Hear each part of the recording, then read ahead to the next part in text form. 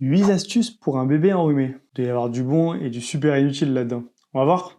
En premier, un oignon coupé sous le lit. Les oignons sous le lit, ah ben ça c'était sûr. Donc bon, les études ils l'ont montré, en 2012, ça n'a aucun impact. Gardez-les pour la soupe. Deuxième conseil, rehausser le matelas du lit de bébé. Rehausser le matelas, ça c'est très bon ça.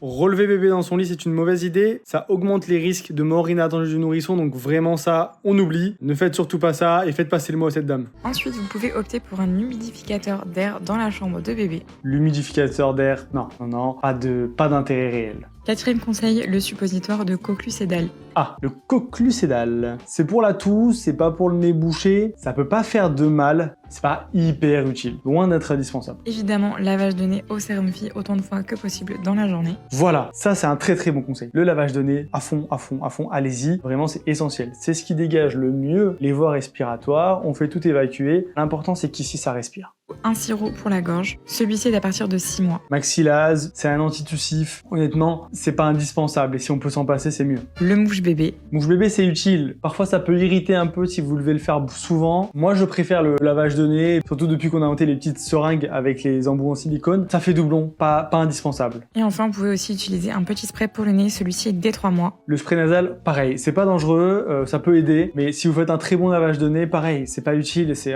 encore un doublon.